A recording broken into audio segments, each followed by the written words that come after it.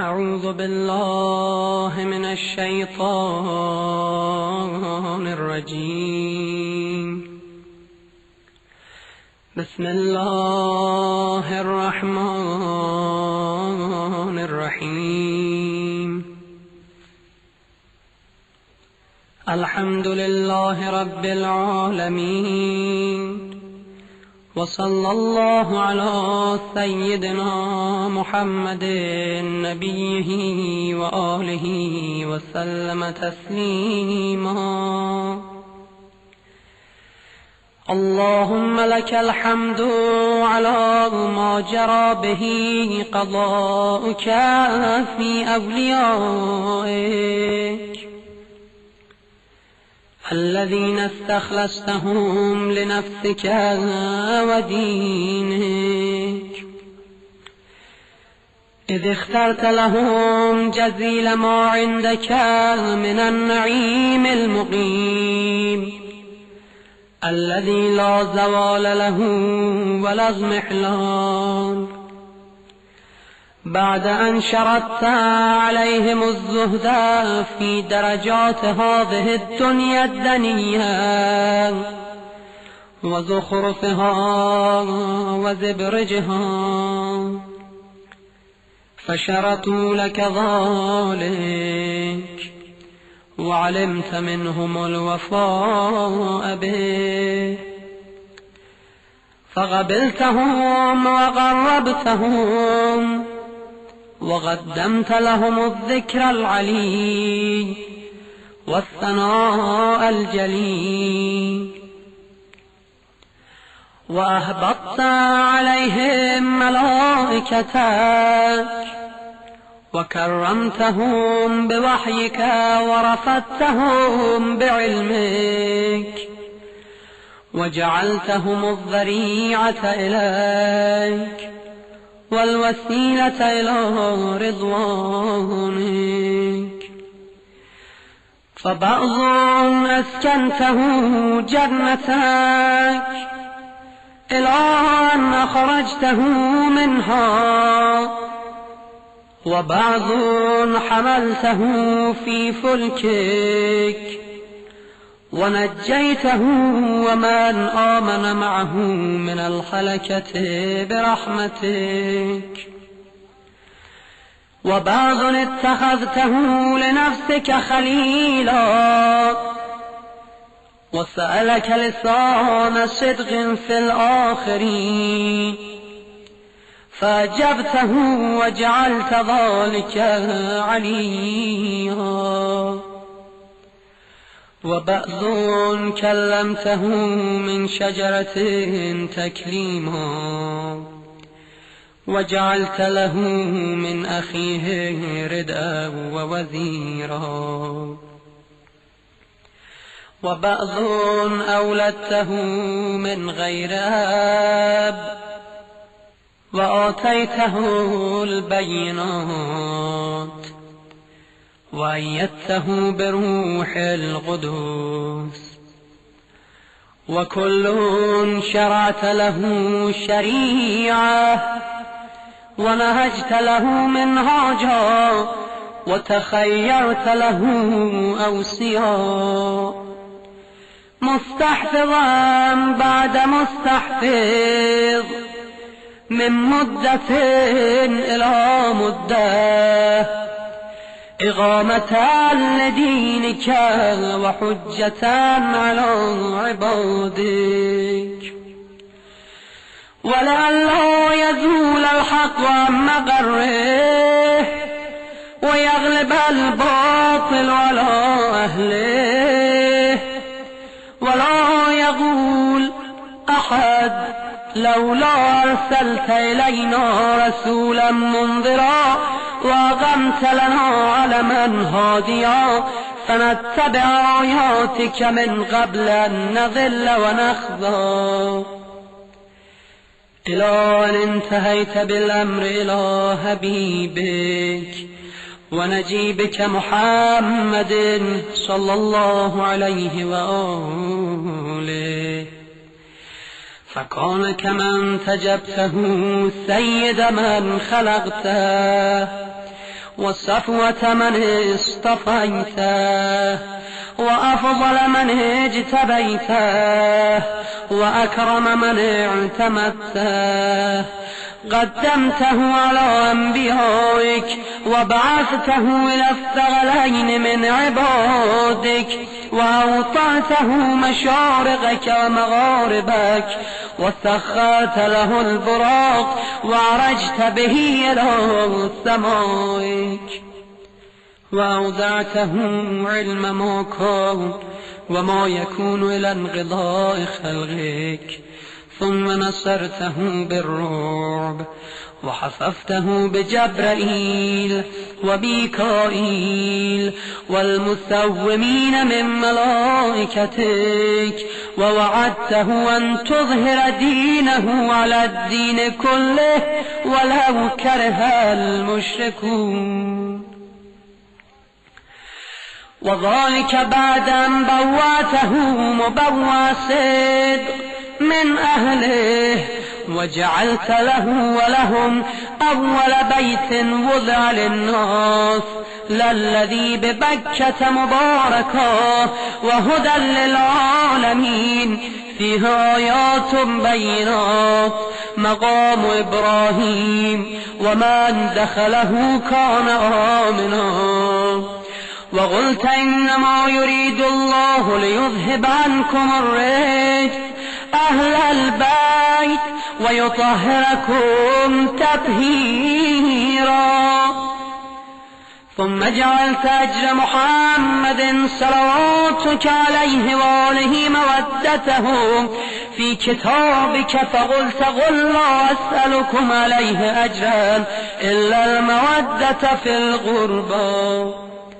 وقلت ما سألتكم من أجر فهو لكم، وقلت ما أسألكم عليه من أجر إلا من شاء أن يتخذ إلى ربه سبيلا، فكانوا هم السبيل إليك والمسلك إلى رضوانك.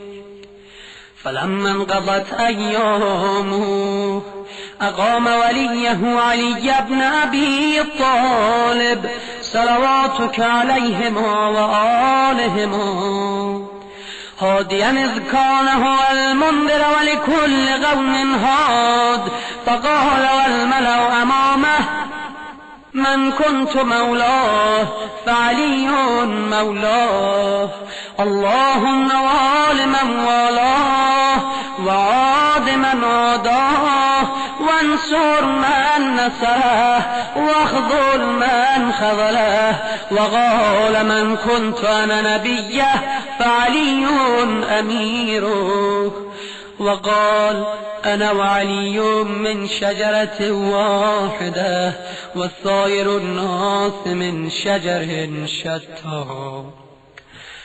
وأحله محل هارون من موسى، فقال له أنت مني بمنزلة هارون من موسى، إلا أنه لا نبي بعدي. وزوجه ابنته سيدة نساء العالمين، وحل له من مسجده ما حل له، وسد الأبواب إلا بابه. ثم أودعه علمه وحكمته، فقال أنا مدينة العلم وعلي بابها، فمن أراد المدينة والحكمة فليأتها من بابها. ثم قال أنت أخي ووسيي ووارثي، لحمك من لحمي ودمك من دمي، وسلمك سلمي وحربك حربي، والإيمان مخالط لحمك ودمك كما خالط لحمي ودمي، وأنت غدا على الحوض خليفتي، وأنت تقضي ديني وتنجز عداتي. وشيعتك على منابر من نور مبيضة وجوههم حولي في الجنة وهم جيراني. ولولا أنت يا علي لم يعرف المؤمنون بعدي، وكان بعده هدى من الضلال ونورا من العمى وحبل الله المتين وصراطه المستقيم لا يسبغ بغرابة في رحم ولا بسابغة في دين ولا يلحق في منغبة من مناقبه يحذو حذو الرسول صلى الله عليه وآله ويقاتل على التأويل ولا تأخذه في الله لومة لائم قد وتر فيه صناديد العرب وقتل أبطالهم ونعوش ذؤبانهم فأودع قلوبهم أحقادا بدرية وخيبرية وحنينية وغيرهم فأضبت على عداوته وكبت على منابضته حتى قتل الناكثين والغاصطين والمارقين ولما قضى نحبه وقتله أشقى الآخرين يتبع أشقى الأولين لم يمتثل أمر رسول الله صلى الله عليه وآله في الهادين بعد الهادين والأمة مصرة على مقته مجتمعة على قطيعة رحمه وإغصاء ولده إلا القليل ممن وفى لرعاية الحق فيهم فقتل من قتل والسبي من سبي وأقصي من أقصي وجرى القضاء لهم بما يرجى له حسن المثوبة إذ كانت الأرض لله يورثها من يشاء من عباده والعاقبة للمتقين وسبحان ربنا إن كان وعد ربنا لمفعولا ولن يخلف الله وعده وهو العزيز الحكيم فعلى الأطائب من أهل بيت محمد وعلي صلى الله عليهما وآلهما فليبكي الباكون وإياهم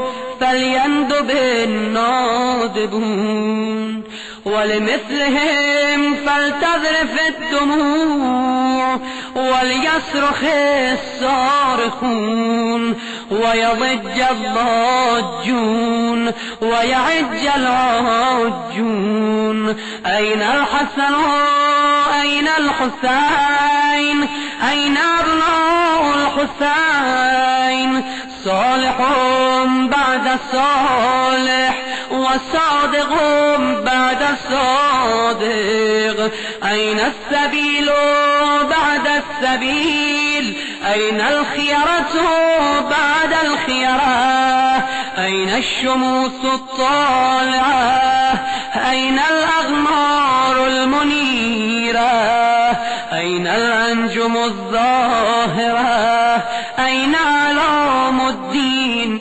وقواعد العلم أين بقية الله التي لا تخلو من العترة الهادية أين المعد لقطع دابر الظلمة أين المنتظر لإقامة الأمت والعواج أين المرتجى لإزالة الجور والعدوان أين المدخر لتجديد الفرائض والسنن أين المتخير لإعادة الملة والشريعة أين المؤمل لإحياء الكتاب وحدوده أين محيي معالم الدين وأهله أين قاسم شوكة المعتدين؟ أين هادم أبنية الشرك والنفاق؟ أين مبيد أهل الفسوق والعصيان والطغيان؟ أين حاصد فروع الغي والشغاق؟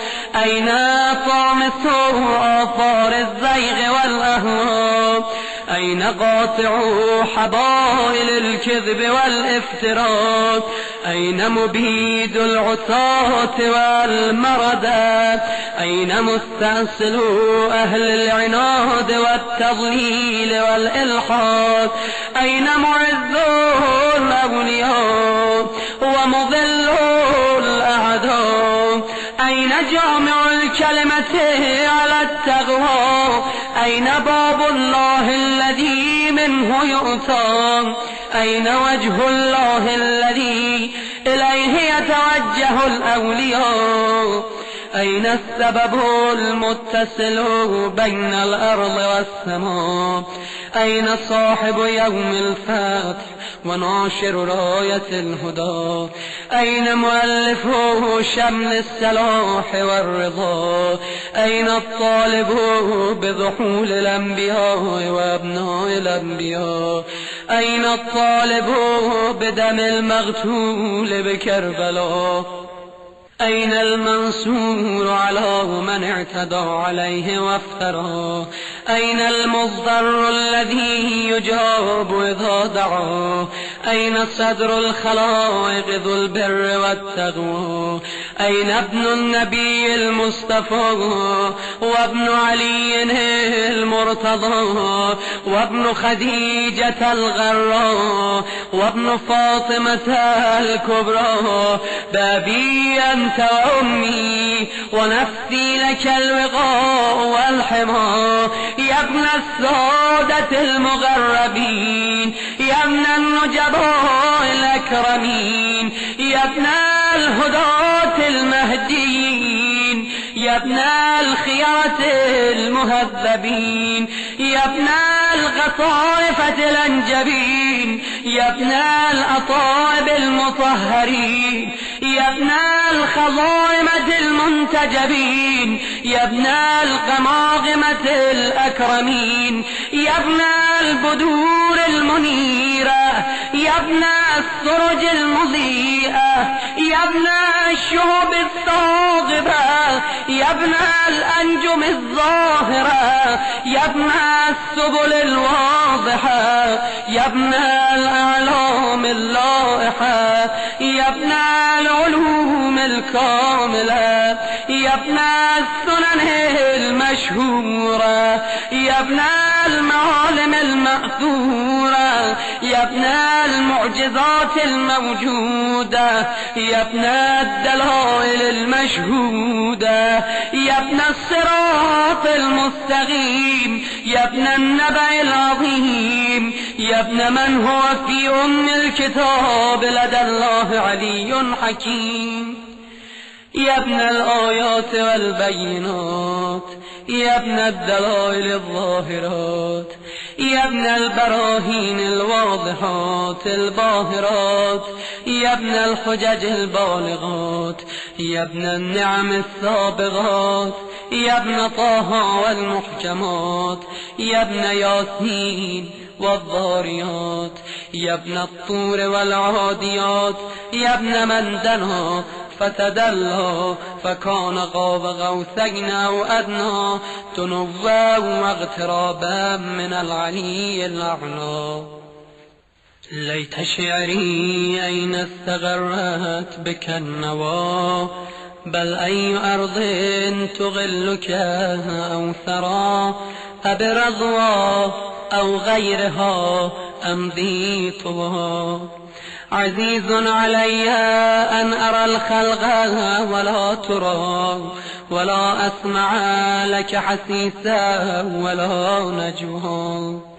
عزيز علي أن تحيط بك دوني البلوى، ولا ينالك مني ضجيج ولا شكوى. بنفسي أنت من مغيب لم يخل منا، بنفسي أنت من نازح ما نزه عنا، بنفسي أنت أمنية الشائق يتمنى، من مؤمن ومؤمنة ذكرا فحنا، بنفسي أنت من عقيد عز لا يصام، بنفسي أنت من أصيل مجد لا يجازى، بنفسي أنت من تلاد نعم لا تضاهى، بنفسي أنت من نصيف شرف لا يستهى، إلى متى أخافيك يا مولاي، وإلى متى وأي خطاب أصف فيك وأي نجوى، عزيز علي أن أجاب دونك وأناغى، عزيز علي أن أبكيك ويخذلك الورى، عزيز علي أن يجري عليك دونهم ما جرى، هل من معين فأطيل معه العويل والبكاء، هل من جزوع فأصاعد جزعه إذا خلا، هل غديت عين فصاعدتها عيني على الغضا، هل إليك يا ابن أحمد سبيل فتلغى، هل يتصل يومنا منك بغده فنحظى، متى نرد مناهلك الروية فنروى، متى ننتقع من عذب مائك فقد طال الصدى، متى نغاديك ونراوحك فنغر عينا، متى ترانا ونراك وقد نشرت لواء النصر ترى، أترانا نخف بك وأنت تؤم الملا، وقد ملأت الأرض عدلا، وأضغت أعدائك هوانا وعقابا، وأبرت العتاة وجحدت الحق، وقطعت دابر المتكبرين، واجتثثت أصول الظالمين، ونحن نقول الحمد لله رب العالمين. اللهم أنت كشاف الكرب والبلوى، وإليك أستعدي فعندك العدوى، وأنت رب الآخرة والدنيا، فأغث يا غياث المستغيثين عبيدك المبتلى، وأره سيده يا شديد القوى، وأزل عنه به الأسى والجوى، وبرد غليله يا من على العرش استوى، ومن إليه الرجوع والمنتهى. اللهم ونحن عبيدك التائهون إلى وليك المذكر بك وبنبيك، خلقته لنا عصمة وملاذا، وأغمته لنا غواما ومعاذا، وجعلته للمؤمنين منا إماما، فبلغه منا تحية وسلاما، وزدنا بذلك يا رب إكراما، واجعل مستغره لنا مستغرا ومغاها، وأتمم نعمتك بتقديمك إياه أمامنا، حتى توردنا جنانك ومرافقة الشهداء من خلصائك. اللهم صل على محمد وآل محمد، وصل على محمد جده ورسولك السيد الأكبر، وعلى أبيه السيد الأصغر، وجدته الصديقة الكبرى فاطمة بنت محمد، وعلى من اصطفيت من آبائه البررة، وعليه أفضل وأكمل وأتم وأدوم وأكثر وأوفر ما صليت على أحد من أسفيائك وخيرتك من خلقك، وصل عليه صلاة لا غاية لعددها ولا نهاية لمددها ولا نفاد لأمدها. اللهم واقم به الحق وأذهل به الباطل وأدل به أولياءك وأذلل به أعداءك. وصل اللهم بيننا وبينه وصلة تؤدي إلى مرافقة سلفه، واجعلنا ممن يأخذ بحجزتهم ويمكث في ظلهم، وأعنا على تأدية حقوقه إليه والاجتهاد في طاعته واجتناب معصيته. وامنن علينا برضاه، وهب لنا رأفته ورحمته ودعاءه وخيره، ما ننال به سعة من رحمتك وفوزا عندك. واجعل صلاتنا به مقبولة، وذنوبنا به مغفورة، ودعاءنا به مستجابة، واجعل أرزاقنا به مبسوطة، وهمومنا به مكفية، وحوائجنا به مقضية. وأقبل إلينا بوجهك الكريم، واقبل تقربنا إليك، وانظر إلينا نظرة رحيمة نستكمل بها الكرامة عندك، ثم لا تصرفها عنا بجودك، واسقنا من حوض جده صلى الله عليه وآله بكأسه وبيده ريا رويا هنيا سائغا لا ظما بعده، يا أرحم الراحمين.